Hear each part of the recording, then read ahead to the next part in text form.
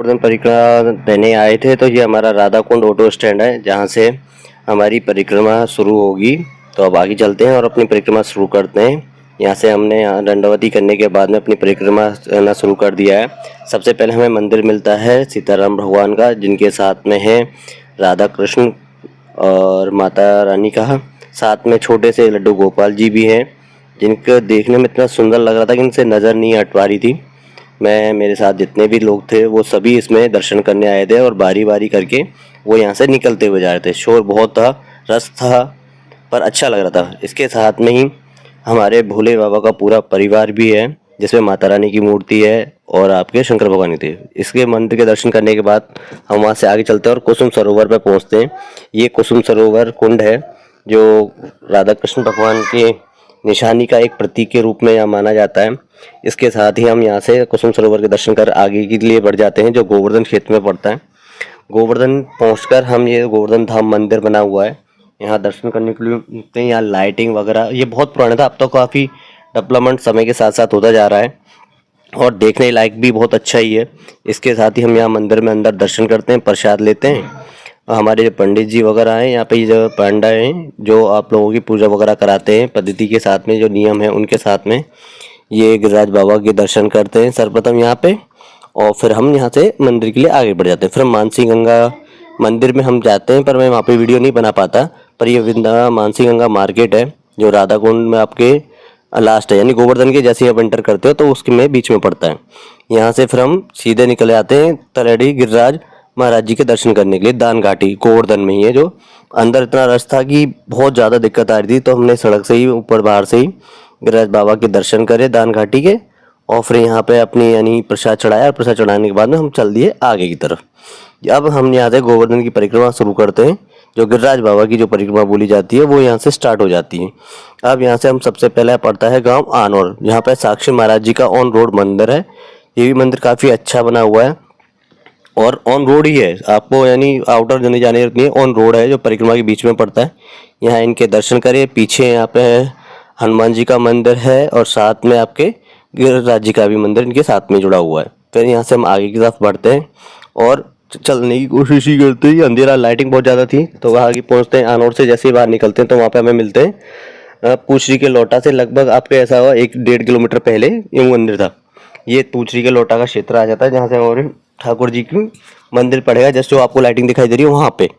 ये फिर यहाँ से राजस्थान की बॉर्डर भी ये जो बना हुआ है, ये राजस्थान सीमा है, जहाँ से आपकी यूपी और राजस्थान की बॉर्डर लगना शुरू हो जाती है।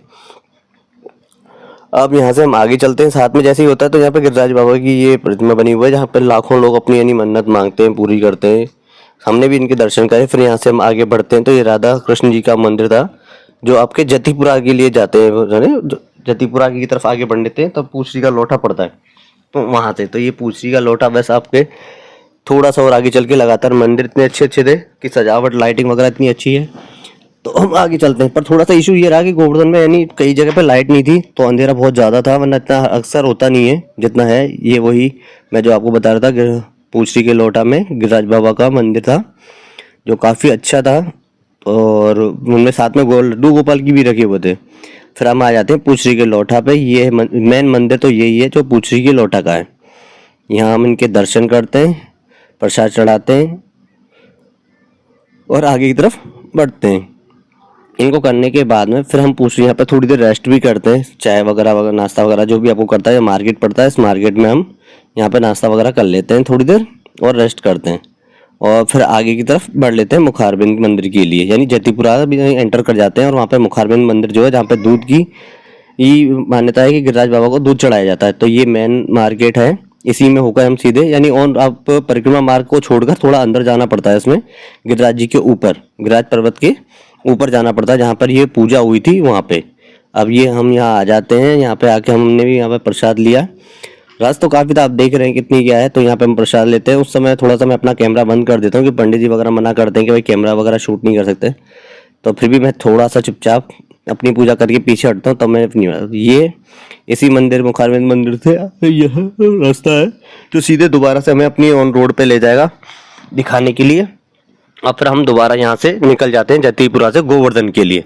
अब यहाँ से आपका गोवर्धन की हम जाते हैं रास्ते में, तो थोड़ी देर ये हमें मिलते हैं जहाँ पे यानी हर जगह डीजे वगैरह बज रहे, तो ये आ जाती है हमारी गोवर्धन बाबा की हमने परिक्रमा समाप्त कर दी और राधा कुंड के लिए दोबारा से हम एंटर कर जाते हैं इस जगह से।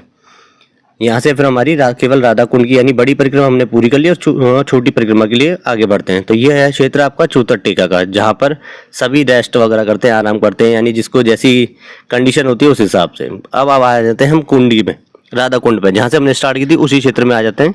और ये कुंड की परिक्रमा, ये राधा कुंड है। आगे जो मंदिर बना हुआ पीली सी लाइट वाला, वहाँ पर कृष्ण कुंड है। ये दोनों का संगम वहीं होता है। यहाँ हम अपनी यानी आचमन करते हैं और राधा कुंड में ठाकुर जी से प्रार्थना करते हैं, फिर वहाँ से निकल आते हैं। ये वो गली है, कुंज गलियाँ है राधा कुंड की, जो छोटी छोटी हैं, जो कुंड के चारों तरफ होकर परिक्रमा कराती हैं। और फिर यहाँ से मार्केट भी है, यानी आप अपने लिए ठाकुर जी के लिए कोई भी अपनी पोशाक है, माला है, भजन से संबंधित किताबें वगैरह, यानी सब कुछ भी चीज़ जो भी आप लेना चाहें वहाँ आप ले सकते हो। फ्री यहाँ आ जाते हैं, हम राधा कुंड की अपनी परिक्रमा को समाप्त करते हैं। यानी वही हमारा छठीग्राह राधा कुंड रोड जो है, यानी वृंदावन चौक जैसे बोलते हैं, वो यहाँ आकर हम अपनी परिक्रमा को समाप्त करते हैं, ठाकुर जी का ध्यान करते हैं और फिर अपने यहाँ ऑटो स्टैंड पे आके अपनी जो गाड़ी लेके आए थे उसको हम निकालते हैं और अपने घर के लिए प्रस्थान कर लेते हैं। अगर आपको वीडियो अच्छी लगी हो तो लाइक